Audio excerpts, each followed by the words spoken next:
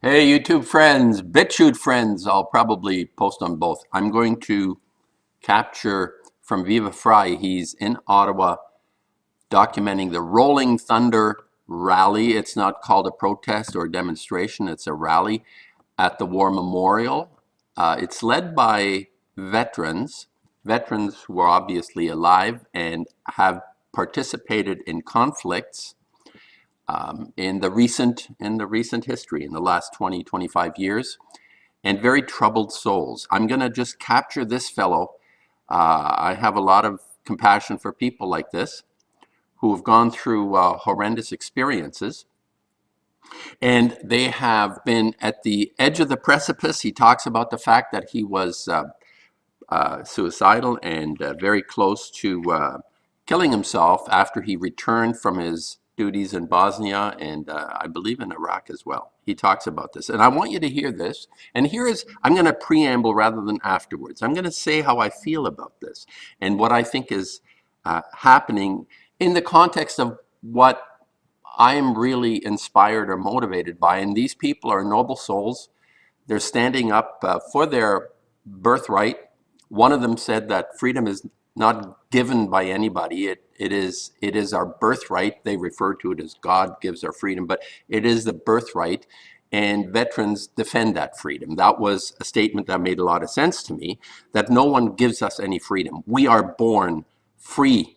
And then obviously things pile one on top of the other, and it's a horror show, a shit show, even when we feel privileged and we have all the things that the affluences that are bestowed on us. By the way, this is something that is bestowed on us, no matter how fortunate we might be. The division of oligarchy goes from the very top, whoever that might be. We don't know who it is. These people are in the background. Then it descends through the high-level oligarchs like Gates and Bezos and this clown Elon Musk. They're all some are more clownish than others, and Steve Jobs and well, the whole kind of usual suspects, Rothschild. The real ones are behind the scenes that we don't know. These are front people. They would never reveal themselves because it's too dangerous. What happens when the people rise up? Heads roll, and you cannot be exposed that way. So, my point though today, the reason I'm capturing this fellow talk, and I have utmost respect for people in the sense of having gone through extraordinary, disturbing, and life-threatening experiences, or being so disturbed by their experiences that they consider they cannot deal with this anymore. My thought, my comment on the veterans, on soldiering and all that. I in my the closest I can come to an understanding of it is that the idea of conflict, lethal, deadly conflict, as soldiers practice in a war, is fundamentally as a if there is a highest form to that, and I know there are pacifists that would never lift an arm against anyone or anything, but I'm on the side of there is a point to a defensive position in terms of protecting those that you love and care for. You do not allow someone just to walk in and kill or murder someone. So there is a great case to be made. Maybe I'm not enlightened enough, but I see this as being reasonable to defend yourself and to make sure that those who are aggressors are stopped in any way or form. So that is my position. I understand that.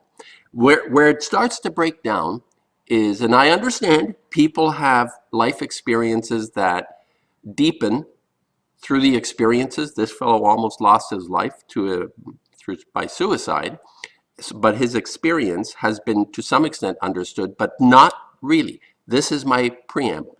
And how it's not understood is that to be in the position, obviously, as I don't know how old he was when he signed up, 18, 19, there is very little between the ears.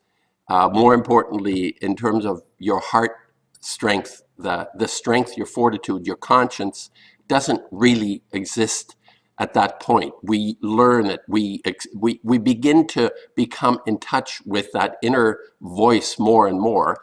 So there is an excuse. However, this idea of conscience that I talk about is in place very early on. In some people earlier than others. So when we decide to accept or we sign up for something and some person in authority tells us, well, you're going to go 10,000 miles to the other side of the earth, and whatever the reason is, you're going to kill people that don't look like you, you've never met before, they're no threat uh, realistically to any of your lifestyle, and you accept that, and then you end up in that situation doing horrible things to people you don't know, 10,000 miles away from defending those that you love, and whatever reason and whatever kind of sophistry and philosophy one puts on top of that, well, you know, these people want to hurt you. And the 9/11, if I have to even mention that, comes up as an excuse to go 10,000 miles away. It's a fabrication. It was a complete and total lie and psyop the way it was promoted by the establishment. So we're faced with having to look at the world around us. Admittedly, it's a difficult thing for many people not to submit to authority. This is what we're taught from early on, but to come back like this person did, and he was on medication and everything, and then basically fail to see that the disturbance, the profound disturbance, is not because somebody ordered something for you to do, but that you accepted that order.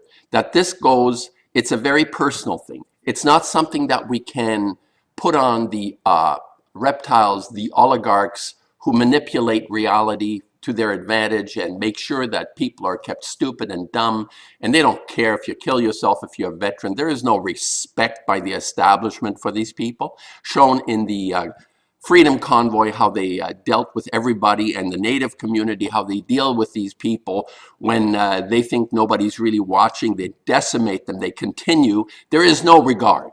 Whatever the pretense is on the surface, there is no regard for these people. And if they prefer them to die, once they come back, they probably prefer them to die, but they have to maintain some level of appearance that they do care, but they don't really care.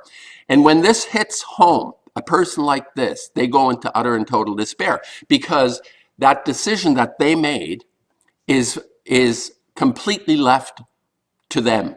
It's their choice. And this is something they fail generally to recognize. He says he's found Jesus, and he goes into that that kind of born again. I've seen the path towards that, as Jesus said, the kingdom of heaven which is within, but not really understanding what that means. It's still external. And as long as all these feelings remain external, like you submit to a higher power called Jesus that is outside of yourself, I don't know what kind of mental formulation. There's always some kind of mental picture people have when they conjure that image of Jesus or Muhammad or whatever the icon of godness is. And I'm not disparaging the idea of Jesus, because that principle is something that is within us all. It's not external. That's all I'm saying.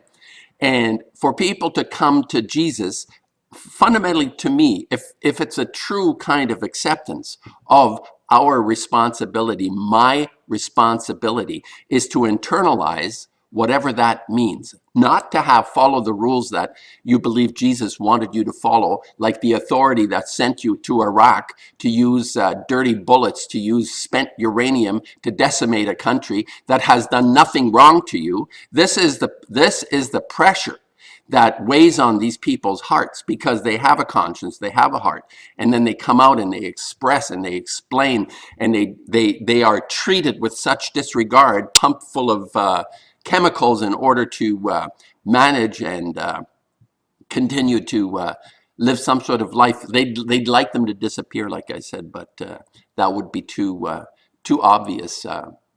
the disregard would be too obvious. So anyway, just my preamble is the people that talk like this, unless the coming to Jesus idea is in fact internalizing their own decisions, the responsibility, taking responsibility for the suffering that they have caused in places that are so far away that you would accept some authority to tell you, you have to go 10,000 miles somewhere else and kill people that don't look like you.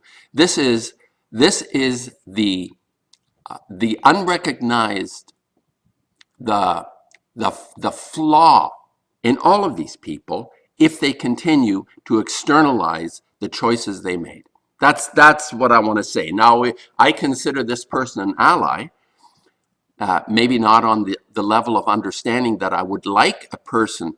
When I relate to someone, this is the principle or the basis for me of relating to someone, that I feel this communion of soul and spirit and heart, that this understanding of that inner life that gives motivation to who we are. It's not coming from outside, it's from within. And if you need that path, that come to Jesus path, that's fine.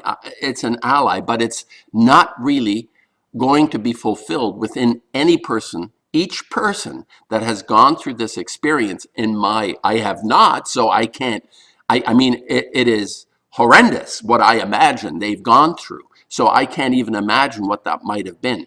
But to externalize that in the sense of understanding is not the way to go. That's my feeling. So I'm going to just let him tell you. And he's a really sincere person. I think he's a humble, sincere individual who's fighting for all of us now. Like they say, the veterans are there not to give us freedom, but to defend it. And I think he would, I think these types of people are such noble souls, but misguided in terms of following someone's, the oligarch's wishes. And you cannot dismiss or discard the fact that the people that sent you there are run by the people you totally dislike. He has a message to Trudeau, who's asking Trudeau to soften his heart from stone into flesh, and he's not going to do that. This is not their objective. And until we all realize the true power we have in relation to this monolithic oligarchy is to live our calling, which is getting in touch with our inner world and living our birthright. And anyway, it's a very personal understanding that each person has to have. But I can look in from the outside and say, this is somewhat still living an illusion.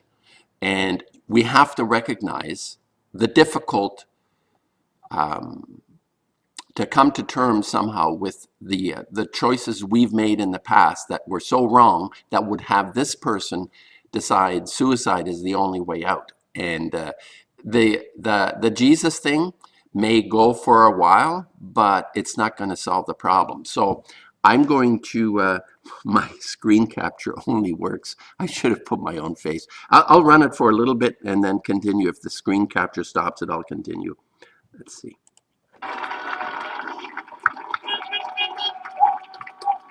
I'm going to give you a little bit of history of what I did for the military. I did 21 years. I served in Bosnia. I did 3 combat tours in Iraq. And my final tour was a combat tour in 3 tours in Afghanistan, and my final one was a tour in Iraq in 2015. Thank you! I started my... Okay, so they cheer. Thank you. Thank you. Right. This is the default kind of mechanism on the vets. Thank you for your service. But like I say, this is extremely suspect. Unfortunately, it's not that straightforward. I'll play it a little more. Career with the 3rd Battalion Royal Canadian Regiment out of Petawawa. And then when CSOR, Canadian Special Operations Regiment stood up, I was there on day 1. And I spent 12 years doing that. It was Iraq that ended my career. I had planned to be until 65. In fact, after that tour, I was hoping to remuster over to Chinook pilot. Okay, so I got to stop here. I'll sort of interject every now and then. But the Lord had other ideas in mind.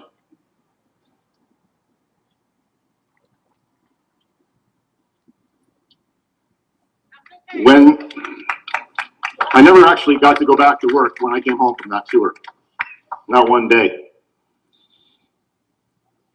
I sustained some injuries, both physically and mentally, and my life spiraled downward. In doing so, I was prescribed a whole hockey sock full of medication, and I saw all the best specialists, and they did try to take care of me, and they did, and it kept me alive. However, at that bottom point, when hope was all lost, I decided I was going to take my life. I was driving on Highway 17, approaching the Petawawa River, and I closed my eyes, doing 100 kilometers an hour, and I left the side of the highway, and as my tires hit the gravel to go into the river in December, my service dog put his paw on me. And the only thought I could have is that I couldn't do this to him.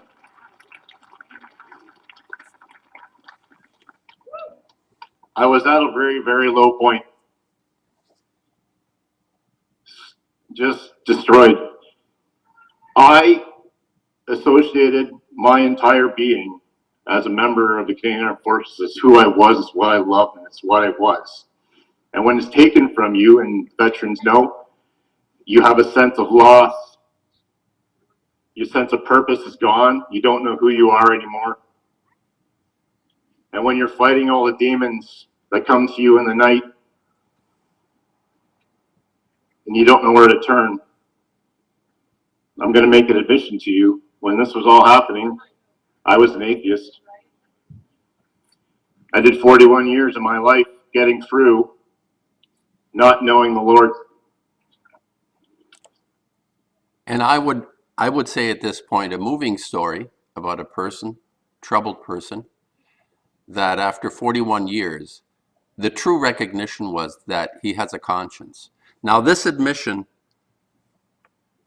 the idea of placing it on an external God, I understand this as well, because there is obviously this mystery is complex and how things work.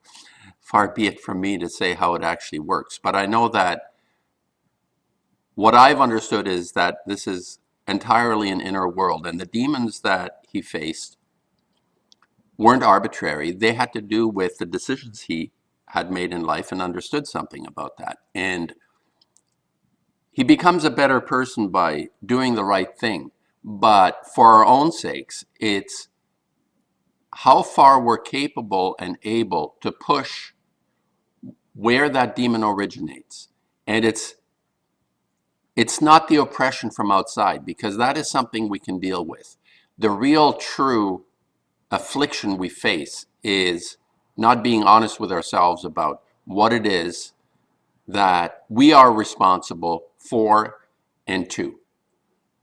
So anyway, I'll just let him continue, because he is truly a soul of conscience and an ally. But I don't believe that these people really understand where the source of the despair comes from. So at my lowest, I began looking for the answers to why I had to go and do what I did in all these different countries. And in doing so, I discovered who the real enemy of this world is, right? The elites, the ones who are controlling what we hear, what we see, what we read, our education system, our monetary system. I agree, but not to deflect on them, because they're absolutely impotent without our compliance. And when we begin not to comply, this is when we use the judgment we have based on our own conscience to counter. And the demons that arise isn't because they made him do anything, is because he realized he went along with it. That's what I'm saying. Who, And by the way, a lot of people don't actually get to this point. They'll just externalize it in favor. It's saying the oligarchs told me to do this because they're bad people and la la la la la la la la, I'll just do what they say. And then a lot of people die oblivious. A lot of people, even it has nothing to do with veterans. People die, they end their lives in total oblivion, never having asked the questions that are necessary to ask, given the uh, given that the mystery allows us to that flexibility to go far deeper into ourselves than we normally would imagine or are discouraged from doing as well. But anyway, I'll just go a little longer here. who did they call God? Who do they call God? It's not the Lord Jesus. And when you discover this for yourself, that the information is out there, you might want to get on the good side of it. And again, I would say, who do they, he says, he implores people, who do they call God? Yes, power, money, all that. They do what they do because they can, because we comply. Without our compliance, they're useless. They're nothing. Their God disappears with our, or appears with compliance. So they have no power whatsoever. If we actually act out our birthright, the freedom that we have, these people are useless. So there's no point in blaming them. Although, of course, they're mucky mucks. The bastards are real fuckers. So I understand that. But from a personal point of view, it all comes back to me. I have to make the right choice every day, and blaming someone else, as much as I can expose the bastards for what they're trying to do, it's not going to resolve my inner demons. I was on 9 different types of medications for my head, for my heart, for blood pressure, for sleep, for anxiety, for depression. The night I got on my knees and I accepted the Lord into my heart, I was addicted to pornography my entire life. When I got on my knees and I asked him for a new heart, and I swore an oath to him that I'd be. Okay, just I have to say this again. Okay, I was addicted to pornography. Again, these are factors that represent, they're symptoms of something. And I think the pornography thing is like front and center because it is the oligarch's tool, favorite tool, to seduce the sensual beings we are. So to desanctify that relationship we have, that high part of ourselves which relate to another human being on that level, is obviously, yes, he's recognized, but it's something that is a symptom for not having come into our own selves, into our own that inner strength that obviously some people it takes longer. It took me a long time. I was in my 60s when I truly understood, embraced. I had changed, but I also understood really what that meant. You know, it took a while. It's not something that just happens. For him, it was a lot more traumatic than it might have been for me, but the end result is the same. To accept the mystery within us, or acting within us, is ultimately the goal, whichever path we take toward that. Let's listen a bit more. Be a warrior for him. Amen. When I woke up that next day, I tried to come off those meds 3 or 4 times, and each time I was near suicidal. And the withdrawal alone from the depression medications was giving me brain shocks and zaps, like get hit by lightning. And it was brutal and painful. And that next morning when I woke up after accepting the Lord, I went cold turkey on every one of those medications. I never watched porn again. He took my heart of stone and gave me a heart of flesh.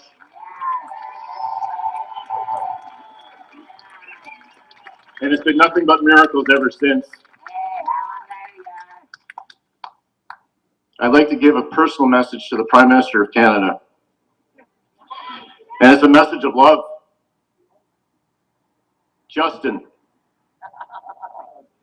the devil has your heart, but it's not too late. The people spoke and you are in power, but you're not doing it right. I pray that the Lord Jesus Christ comes into your heart and changes it from a heart of stone to a heart of flesh, and that you can redirect our country back to its former glory. All right, I'll leave it there. That was his message to Trudeau, who will never do it. This is not who he was bred to be. He comes through that oligarchic dynastic system. His parents were reptiles. He is part of that oligarchy. He's not going to do it. There may be some pretense every now and then. The changes will come as people like this and those standing around in this Rolling Thunder rally, and all the other rallies that will happen as the population, as people begin to understand that personal power, that inner world is the world that will change the outer world. Trudeau will not change. It is we that change and affect the change from a small personal a place, and the effect, the inspiration we are able to give those around us that say, hey, that makes a lot more sense than being cruel and nasty and ignorant. I want to be that way too, right? That sort of, it spreads out. That's how it works. It's not looking for leaders to be different. It's we need to become different on a large scale.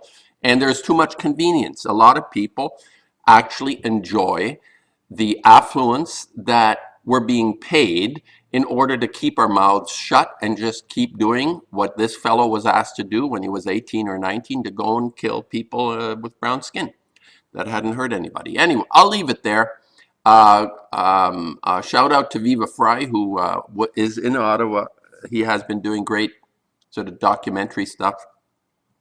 I find him a bit frivolous in some forms, the way he presents himself, that sort of impatience. He has this kind of impatience. He's got to, as soon as he says and talks to someone, I get the feeling he wants to leave and skip out and go somewhere else. It's like always, even when he's doing his interviews, he's like, has this manner of impatience. I don't know what that is. Anyway, it's irritating. Viva Fry, I guess I could find something in anybody, even in quality people like him. I like what he's doing. So I appreciate the fact that he has captured this. And I felt I needed to make a comment because this whole veteran thing is bothering me a lot. It's impossible to externalize those demons. They're within us. And whichever way we come to exorcise them, it ultimately will be not through an external God, but an inner God, that God that dwells, that kingdom of heaven that is within, what I talk about a lot. Anyway, thanks for listening, people.